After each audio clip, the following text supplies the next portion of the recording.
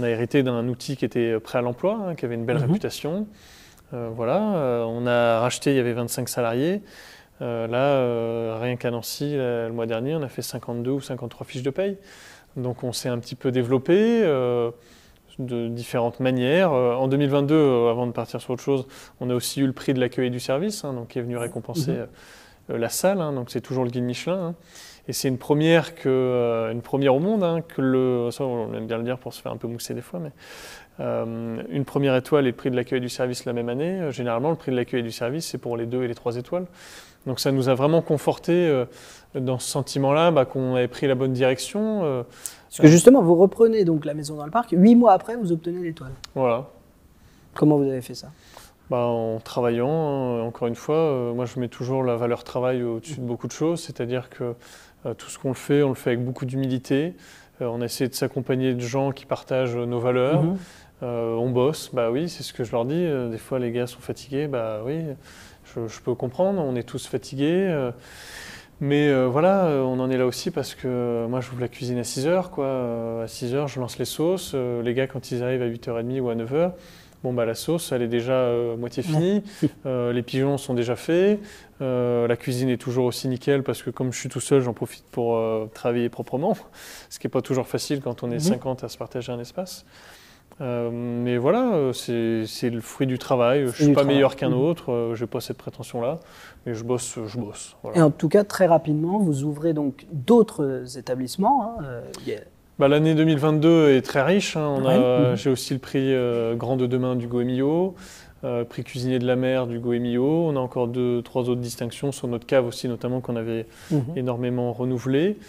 On a la cave qui se place parmi le top 100 des meilleures caves de restaurants en France. Voilà, on a plein de choses comme ça très valorisantes pour nous, qui nous donnent confiance. Donc on a une nouvelle clientèle aussi qui se dessine, c'est-à-dire qu'il y a un rajeunissement un petit peu aussi de la clientèle, du fait qu'on soit jeune. Le service... Les jeunes peuvent aller manger dans des restaurants étoilés. Oui, ils peuvent. C'est sûr, c'est pas... Le ticket moyen, il est relativement élevé, mais encore une fois, c'est pas une cantine, quoi. C'est un lieu où on vient pour célébrer. Mais vous avez des jeunes, en tout cas, qui il y a des jeunes. Il y a des jeunes. La moyenne d'âge, je ne saurais pas dire ce qu'elle est, mais je pense qu'on est entre 40 et 45 ans, quoi. Et donc voilà, on a développé tout ça. En 2023, on lance un food truck en janvier. Donc food truck qui se fait un peu la prolongation. C'est un peu une démocratisation de ce qu'on a imaginé à la maison dans le parc. Et moi, je garde toujours à l'esprit le confinement dont on sort, qui a quand même fait quelques dégâts. Et j'ai vu tous ceux qui avaient des food trucks à l'époque qui s'en sont plutôt bien sortis. Et je me dis, voilà, on en sort tout juste. Ça fait 1 an et demi qu'on est sorti du Covid. Je me dis, on a toujours cette option-là. Ça va nous ouvrir de nouveaux marchés, ce qui est le cas.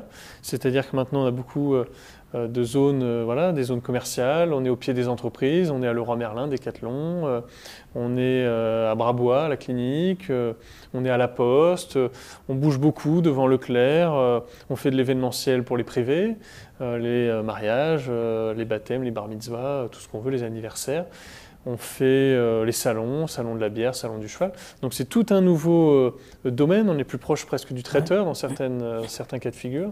Et puis ça illustre aussi un petit peu à quel point on ne se prend pas au sérieux. C'est-à-dire qu'au début on se faisait accrocher avec une violence sur le food truck. Ah ouais, c'est ça des frites de restaurant étoilés, etc. Je dis non, c'est pas des frites de restaurant étoilé, c'est des frites de food truck. Puis les gens avaient peut-être du mal parfois à dissocier un peu. Forcément, l'image du restaurant, elle ne peut que servir de manière bénéfique le food truck, c'est certain. Parce que ça reste, c'est le petit frère à roulette de la maison dans le parc. Mais au début, on nous faisait des réflexions mais complètement lunaires. Et maintenant, on a trouvé notre rythme, on a trouvé notre clientèle. On a un chiffre d'affaires qui est constant, on a beaucoup d'événementiels. D'une année à l'autre, on arrive à accumuler un nouveau calendrier événementiel. Donc on garde un événement de l'année N-1, et puis on en a un nouveau, et puis ainsi de suite. Et peut-être qu'un jour, on fera que de l'événementiel. Et vous aviez aussi lancé ce food truck parce que vous êtes passé sur un service sur 4 jours, hein, c'est ça? Alors, il y avait aussi derrière la création du food truck, on en discutait tout à l'heure, il y avait un enjeu économique. C'est-à-dire qu'on a décidé, nous, en 2023, de passer à 3 jours de fermeture. Ça répond à beaucoup de problématiques, le contrôle des heures, ça répond attirer les salariés peut-être, on sait que c'est difficile de recruter parfois pour les restaurants. Fidéliser, on a très peu de turnover, ce qui n'est pas toujours une bonne chose d'ailleurs. parce que Pourquoi des fois l'entreprise elle évolue plus vite que les salariés qui la composent. Ah oui. Donc on se retrouve des fois avec des gens à des postes qu'ils jugent confortables, mais il manque aussi. Enfin, l'entreprise est tellement en mouvement perpétuel que si les gens n'ont pas envie d'embrasser et de suivre ce mouvement-là, des fois ils peuvent être un peu en décalage avec nos aspirations. Là, je vois par exemple, il y a toujours une semaine ou deux dans l'année qu'on appelle la semaine de la Muerte. On a eu ça là, il y a quelques jours. C'est une semaine où on a un événement tous les jours. Pour faire un événement tous les jours, il faut être accroché. Parce qu'en plus de ça, il y a le restaurant qui tourne, il y a le restaurant, il y a le food truck. Là, la semaine dernière, on a fait 2 dîners sur scène à l'Opéra. Là, je pars à Reims pour du consulting, donc il faut tout préparer ici. Oui, Voilà. donc il y a beaucoup d'événementiels aussi. Là, il y a beaucoup d'événementiels. C'est une volonté qui m'est propre aussi parce que j'ai toujours eu la sensation que le mouvement entraîne la création. Et en allant chercher et en forçant cette dynamique-là, on a toujours quelque chose à en tirer, une bride de sensations, un nouveau produit qu'on va découvrir par hasard, une rencontre, etc. Et tous ces mouvements-là font que la Maison dans le Parc est un lieu de vie constamment sur le devant de la scène, entre guillemets, parce qu'on est toujours à l'affût de proposer à nos clients aussi de nouvelles choses. Donc on a le restaurant étoilé, on a le food truck, et depuis le 5 juin dernier, on a aussi 2 restaurants au centre Pompidou-Metz. Peut-être que vous pourriez... Le food truck, pour terminer avec ça, sa mission, c'était, en une semaine d'activité de food truck, pallier au manque à gagner du service du dimanche midi, qui en plus stratégiquement était le pire service à fermer, parce que c'était notre plus gros service de l'année. Il ne souffrait d'aucune saisonnalité, c'est-à-dire que été-hiver, on faisait toujours le même chiffre. On était toujours plein à craquer, on faisait toujours 62 ou 64 couverts. Et donc, vous le fermez dans une question de bien-être le dimanche, c'est le dimanche. C'est le jour du Seigneur, quoi. Moi, je suis bien content le dimanche, maintenant que j'ai ma fille qui est à l'école, de passer une journée avec elle. Et puis, encore une fois, le samedi soir, c'est toujours des grosses soirées. C'est le jour où on fait le gros nettoyage.